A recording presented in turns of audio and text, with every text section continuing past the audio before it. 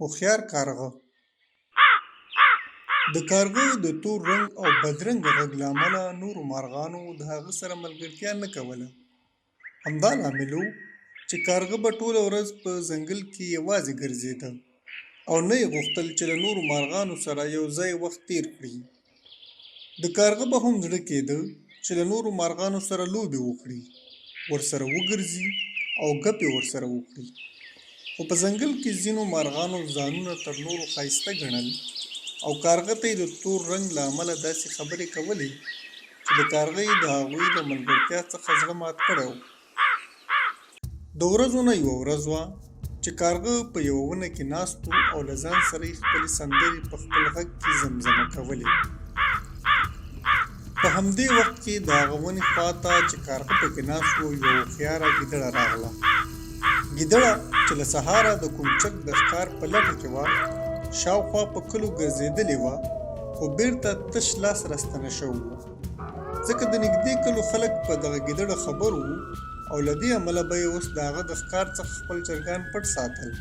ګیدړې چې کله کارغه ولیده نو یې لوږه لا پسې زیاته شوه او په همدې موخه یې د کارغه د ښکار کولو اراده وکړه.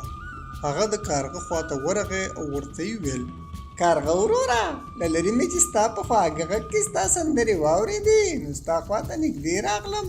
غوښتل مې چې له نږدې څخه دې ووینم او ستا په خوږ غږ کې سندرې هم واورم. کارغه ګیدړې ته وویل: ګیدړه وروره، کور دې ودان، زه هم بس د ساعتېرۍ لپاره دې ځای ته راغلی یم، ځکه چې د ځنګل دا ساحه ارامه ده او دلته ډېر ځناور یا مارغان نه لیدل کېږي. بس غوښتل مې چې په خلاص زړه ځینې زمزمې وکړم. ګیدړ پوهېده چې کارغه له نورو مارغانو څخه لرې ګرځي او یا یې هغوی له ځان سره نه پرېږدي. همدا د ګیدړ لپاره ښه بانه وه چې کارغه ته ځان ور نږدې کړي او هغه خپل ښکار وګرځي. ګیدړې کارغه ته وویل: پوهېږم چې د ځنګل نور مارغان له تا سره زیاتې کوي.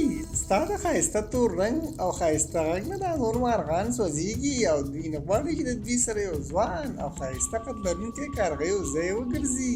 د دې ځنګل مارغان ډېر بد دي، خو زه هم ستا په څېر درمن یم او غواړم چې زه او ته سره د تل لپاره ملګري شو.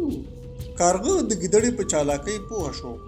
هغه ته معلومه شوه چې ګیدړه حتماً څه پلان لري، ځکه خو یې نن خبرې د شاتو په څېر خوږې کړې دي. خو کارغه هم ورسره چالاکي پیل کړه. کارغه ګیدړې ته وویل: مننه ګیدړه وروره، ستا له همدردۍ څخه زما او ستا ملګرتیا دې همداسې دوامداره وي. زه هم غواړم چې یو داسې ملګری ولرم چې د خپل زړه کیسې ورسره وکړم او ګپې ورسره وکړم. ګیدړ خوشحاله شو. هغه فکر وکړ چې کارغه یې په خبرو کې راګیر شوی دی. همدا وه چې ګیدړ ورته د خپل زړه خبره وکړه. ګیدړ کارغه ته وویل: زما او ستا ملګرتیا به ډېره ښه وي. اوس چې موږ ملګري شوي یو باید زموږ ترمنځ فاصلې هم نه وي. ته کولی شې چې زما خواته نږدې راشې، زما په ملا کښېنې او موږ دواړه به یو ځای په ځنګل کې چکر ووهو او کیسې به هم وکړو. کارغه ګیدړې ته وویل: کور دې ودان، خو زه دومره هم بې عقله نه یم. زما او ستا ملګرتیا همداسې له لرې څخه ښه ده. زه پوهېږم چې ګیدړه هېڅکله هم د چرګو او مارغانو سره ملګرتیا نشي کولی. زه بدرنګه یم خو بې عقله نه یم چې اوس خپل ځان په تا ښکاره کړم. ګیدړه وروره، لاړ شه او بل کوم ځای ځان ته د ښکار غمه وکړه. زه درڅخه ولاړم او ته ځنګل کې ځان ته یوازې ګرځه. له دې ویلو سره کارغه له ونې پورته شو او په خپله مخه لاړ.